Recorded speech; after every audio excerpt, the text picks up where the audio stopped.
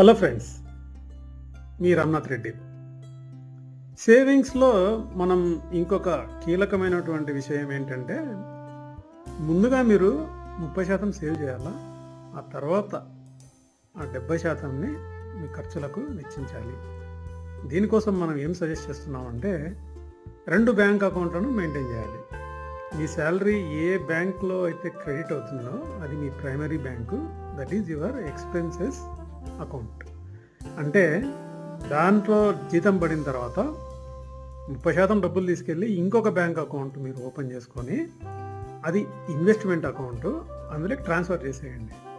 Remaining 70% మాత్రమే మీ యొక్క expenses are salary అకౌంట్లో ఉంటాయి.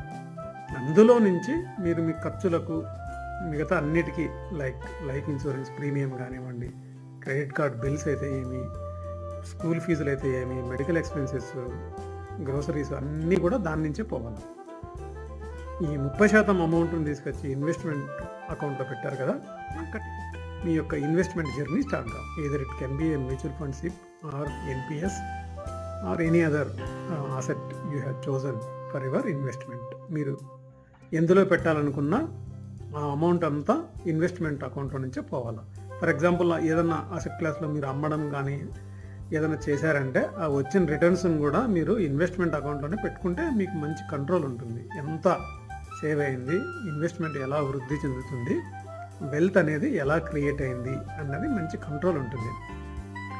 ఇప్పుడు మీరు మీ ఖర్చులను లిమిట్ చేసుకోవాలా. 30% అడిగిపోయిన తర్వాత ఇంతే. ఫర్ ఎగ్జాంపుల్, మీరు ఆల్టర్నేట్ డేస్ మటన్ బిర్యానీ తినాలంటే కుదరదు. మీ ఖర్చులు ఎక్కువ ఉన్నాయంటే అప్పుడు వారానికి ఒకసారి తినడం మొదలు పెట్టాలి. అంతేగాని ఫుల్ ఖర్చు పెట్టేసేసి ఆ తర్వాత ఏదో మిగిలింది, ఆ మిగిలిన దాంతోనే మనము ఇన్వెస్ట్మెంట్ చేద్దాము అనుకుంటే మాత్రం మీరు ఎప్పటికీ మీ యొక్క ఆర్థిక లక్ష్యాన్ని చేరుకోలేరు. కాబట్టి ఖర్చుల మీద అదుపు పెట్టుకొని మీరు జాగ్రత్తగా ఇన్వెస్ట్మెంట్ సేవింగ్స్ చేసుకున్నారంటే అది లాంగ్ టర్మ్ మీ యొక్క ఆర్థిక లక్ష్యాలను చేరుకోవడం సులభం అవుతుంది. ఫర్ ఎగ్జాంపుల్, మరీ దారుణం అండి, పెరుగన్నం కూడా స్విగ్గీలో జొమాటోలో ఆర్డర్ చేస్తున్నారు. చెప్పండి, ఇది మంచి కల్చర్ అంటారా? ఏంటి, మనం వండుకొని తినలేమా ఇంట్లో? మరి అంత బద్ధకం అయితే ఎలాగ చెప్పండి.